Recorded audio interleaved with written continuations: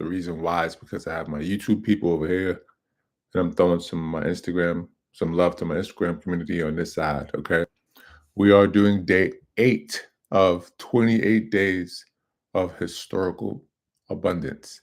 Why are we doing this? Because not just because we have this celebration of quote unquote Black History Month, but because we want to be able to utilize and take advantage of what work and efforts were done and put down before us. Because the people that did all of the great things that they did, they tapped into something that came before them. So why not us use the same tactics and the same utilizations that they used? So today we're going to talk about Dr. Daniel Hale Williams. Dr. Daniel Hale Williams, remarkable brother. He was born in, I think, early 1800s, like 1825, 29, something like that. He died in the early 1900s. He performed the very first open heart surgery, not the first Black man to perform open heart surgery, the first human being to perform open heart surgery. And that's something that needs to be noted and praised for, because a lot of people's lives were saved throughout time because of this individual. And let's connect that with abundance being the natural state of affairs. So I don't know how many people know his story, but he wasn't in some medical background. He didn't grow up with doctors as parents, anything like that. His first profession was to be a shoemaker. He was a shoemaker. He didn't come from this highly educated situation. He just had a vision to be able to help people during a time when people were not getting help. He had a vision to create um, a hospital where people were integrated, races were integrated, and everybody can get the same help. He actually formed his own hospital somewhere in the south side of Chicago, which is interesting. And that's actually where he performed his first open heart surgery. So he had this vision, he worked on it. I think how he learned medicine was he was an apprentice to an actual doctor, to a surgeon, and he just worked hard and studied and learned how he can help people. Again, he didn't have an attachment to how he was going to do it. He just knew that he wanted to help people be healthier. He wanted to save lives. That's what his vision was, to save lives. He didn't have any specific way of doing it. His vision was to save lives and to bring people together, right? He didn't have a how. He had a what, he had a why. The reason why he wanted to save lives because he experienced people dying because of bad health, because of strokes and heart attacks and things like that, and people being stabbed and killed, having these wounds to the chest and no way of being able to bring them back into life. So he experienced these things, most of them were racially charged, obviously. And while experiencing these things, he created a vision to change that. He created a vision to be somebody to contribute to the world that would make life better for all human beings, not just people of color, people, period. I believe the first open heart surgery was because someone was actually stabbed in the chest, and he performed surgery and saved that man's life in his own hospital in the south side of Chicago. So for all you south side Chicago people that's always repping the south side, y'all should be repping Dr. Daniel Hale Williams. You should be tapping into that spiritual abundance, because all of us have the same abilities and capabilities to do what this beautiful American brother did. We have to really, you look at this as not just Black history, it is American history. This is the first person, I'm gonna say it again, the first person to perform open heart surgery in the world. It happened on this soil, in the hood, by a brother from the hood, Dr. Daniel Hale Williams. So check him out and understand that you have do the research on it. Don't just take my word for it. I'm just throwing this stuff out at you guys so you can take the information and look at it and work on it yourself. Remember the principles again, create the vision, hold the vision, and live the vision. If you do that, this is what Frederick Douglass did. This is what Harriet Tubman did. This is what Dr. Danielle Williams did. This is what Benjamin Banneker did. These are the principles that they followed. So why not use the formula that has already proven to work, especially in a situation where they're living in an external world that gives nothing but facts of negativity. It gives nothing but facts that you're supposed to do what the world says. You're supposed to be a slave. You're supposed to be this uneducated person. You're supposed to just die. You're supposed to not have vision. You're supposed to not have dreams. They had that regardless to what prison, the world was trying to place them in. They constantly created freedom for themselves with every thought they could think, with every breath they can breathe. And if they can do what they can do in the time that they did it, we can do all kind of wonderful things in this time now. Because the difficulties that we're facing today, not to compare, because there's no comparison, but there are no measurement to the difficulties that they were facing in the 1700s and the 1800s when they were doing these amazing things. We're talking about Benjamin Banneker in the mid to late 1700s, self-taught astronomer, architectural structure of Washington, D.C. Like this man was amazing. The first almanac. I mean, these are incredible people that tapped into something that all of us have ability and capability to tap into. We just have to have the awareness. And that's what I'm bringing us to the table for everyone to have awareness, because I think that's the only thing that we lack is awareness. We don't lack power. We don't lack gift. We don't lack spirituality. We just lack the awareness that we are already here with everything that we need, and we have access to everything that we need, regardless of what Congress says, regardless of what your president says, regardless of what any law says. The universal law states that you already have everything that you need to do everything and anything that you have your vision to do so. So let's start tapping in. Let's start becoming the greatness that we are. Remember, create the vision, hold the vision, and then live the vision. Let's talk about that real quick. How do you create a vision? Well, easy. First, you want to talk about the what. What is it that you see? What is it that you want? Not even want. What is it that you see for yourself and for the world? What is it? What is your value, right? And how can you contribute your value to the world? Your value is your wealth. We talk about wealth generation and wealth building, right? Your wealth is what you have when there's absolutely nothing in your bank account. When you are at zero or negative, whatever, right? What do you have left? How can you serve someone? How can you create? Like, that's your wealth. That's your value. Tap into your value. Tap into who you are. Tap into the greatness of who you are. And let's talk about the what. What is the vision? What do you want? And why do you want to do it? What is it?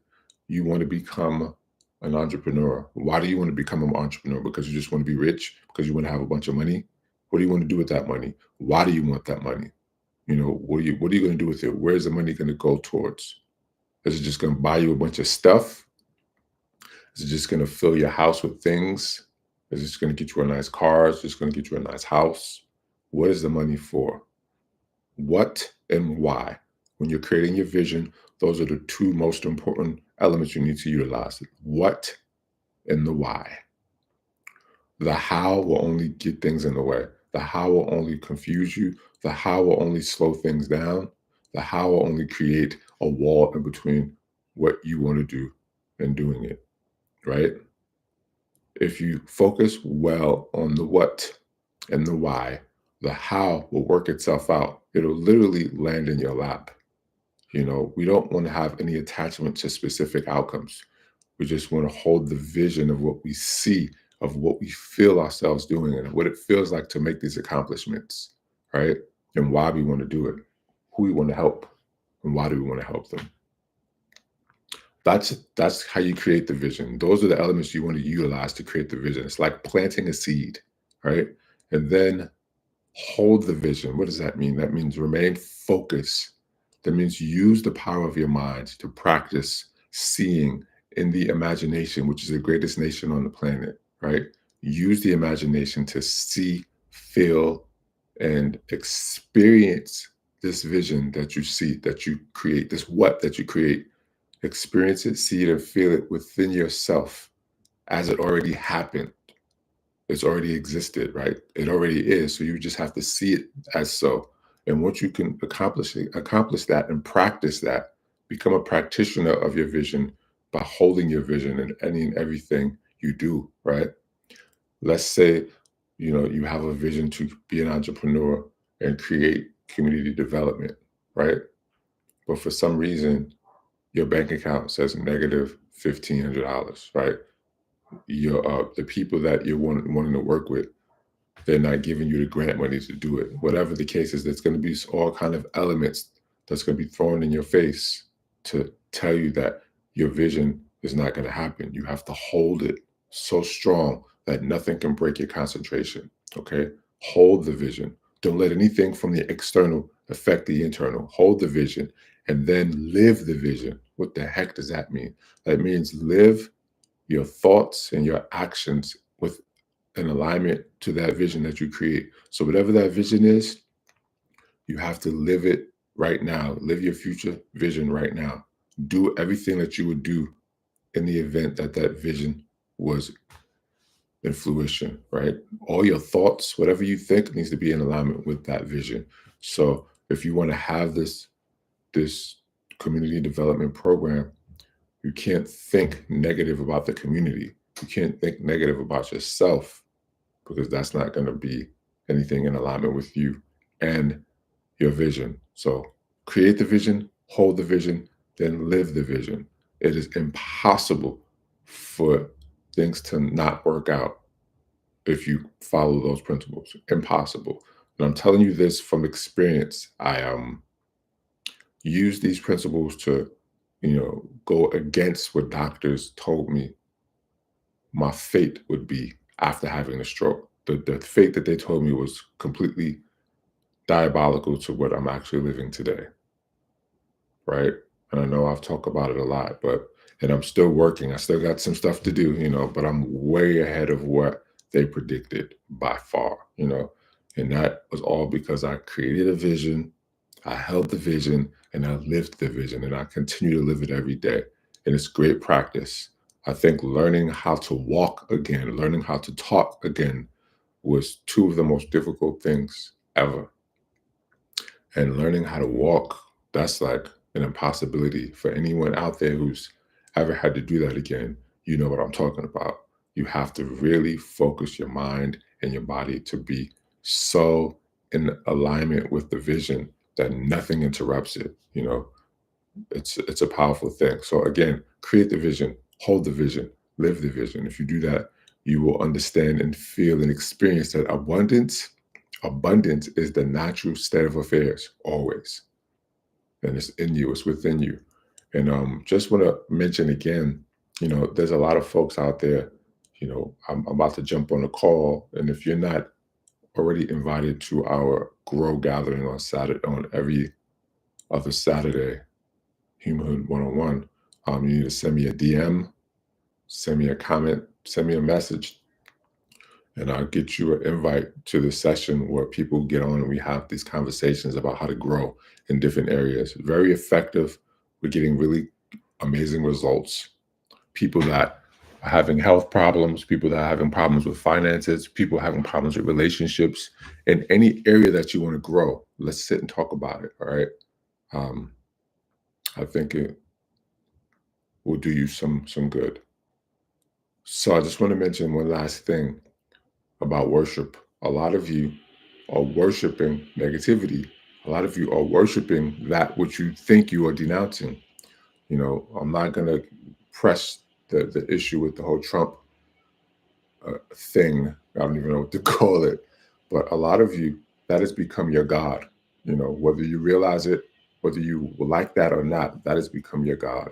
Because people have been talking to me, and these are people that say that they're God fearing, quote unquote, that they love God, and they're all about the spirit, and they're all about, being sanctified, and so on and so forth. And they go to church every Sunday, and they study their Bible, so called, right? And they do all these things. And then they get on these calls and they're complaining and then speaking so heavily against the president, or the president, however they want to look at it, right? Now, I'm not defending anything. I'm not saying anything is all beautiful right now. But what I'm saying is, you are worshiping this individual, and you are feeding this person the power that they are seeking, big time.